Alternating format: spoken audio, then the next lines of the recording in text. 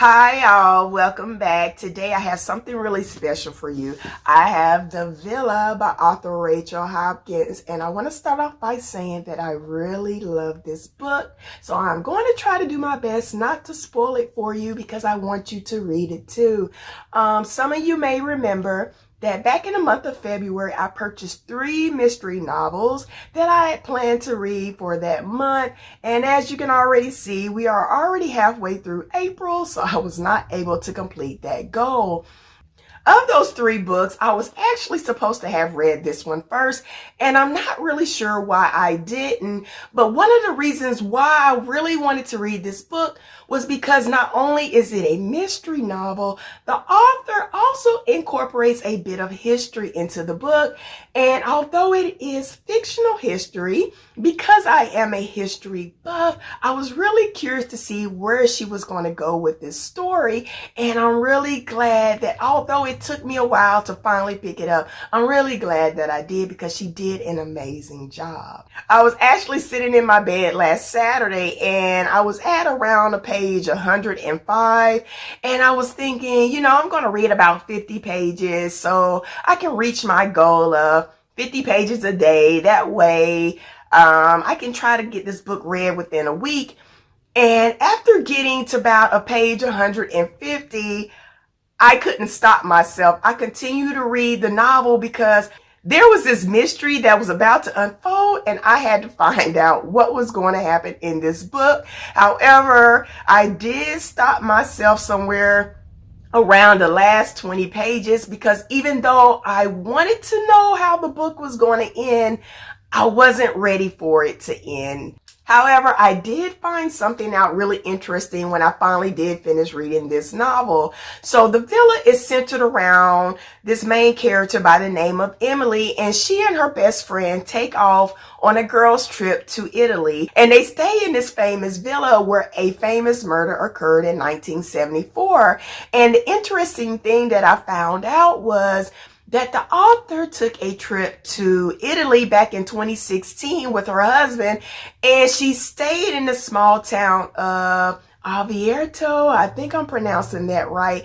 And in this town, there's this tourist spot where there's a well and there's steps leading down inside the well, and it said that the steps lead to hell. And she took this information from this tour and it inspired her to write this novel. So I think as an author, that's pretty cool, right? That you take a trip somewhere and it inspires you to write this great novel. That's really cool.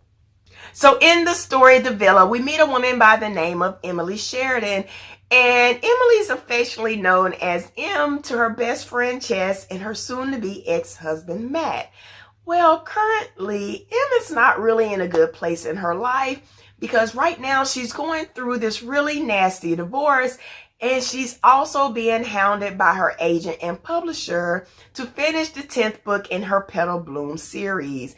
And for reasons that she's yet to discover, the words aren't really coming to her right now. And she's at this place where she's kind of stumped and the story isn't really coming to her. So when her best friend Chess, who she kind of has this love-hate relationship with, because one, Chess is also an author herself, but she's this famous self-help guru.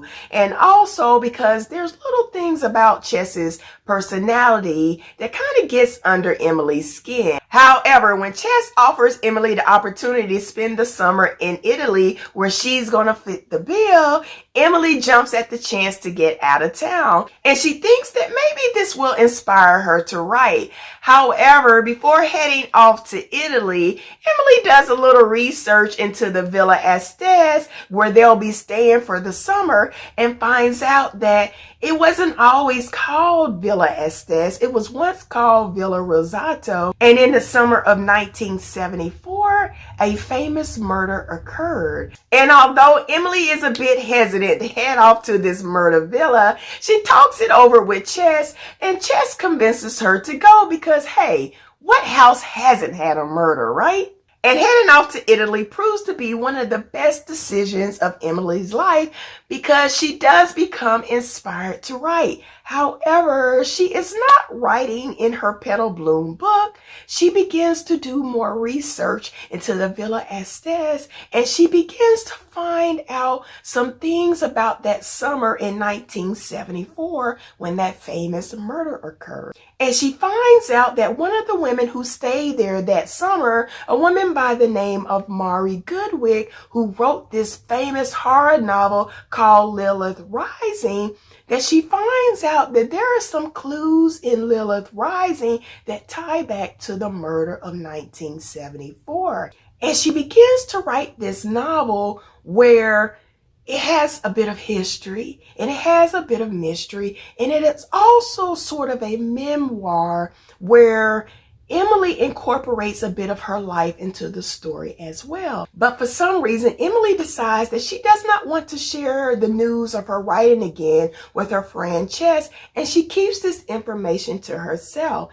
However, as the summer draws on, with Emily keeping secrets and also a bit of Chess's personality getting under her skin, the two of them began to have fights, and there are times when they need to separate themselves from each other. But as the summer draws on, not only are there secrets being unearthed about that famous murder that occurred in 1974, but there are also some secrets being revealed about Chess and Emily's relationship.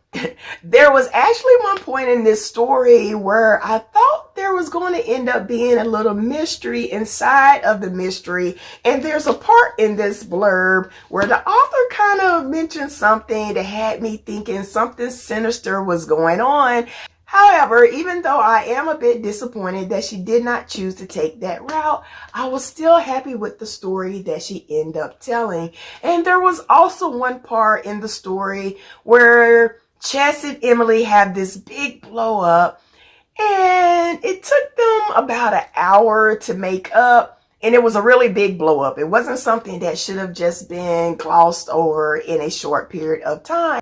And even though I was a bit disappointed that Emily and Chess were able to make up in this short period of time over something that was pretty major, I wasn't mad at Hawkins, because as an author myself, sometimes my characters don't do what I think that they should do. And because I end up loving this book so much, I ended up giving it 5 stars. I love the way that Hawkins was able to incorporate this history into the book.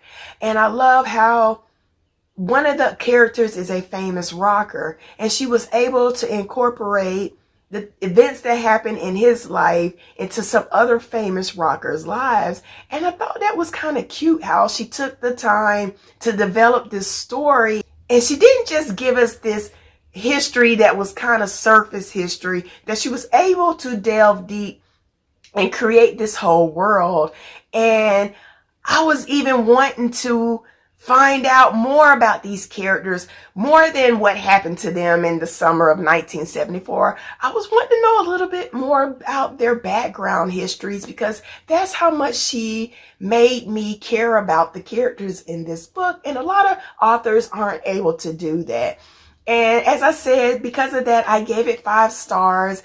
And I'm really hoping that you will go out and get you a copy, because I want you to read it and I want you to come back and tell me what you thought about it. So I am done with my review, and I hope that I did not spoil too much of the story where you won't want to go out and get a copy for yourself. So I want to thank any of you who stuck around to the end of the video. And until next time, you guys take care. Stay safe and try to do something nice for a stranger so we can all do our part to make this world a better place.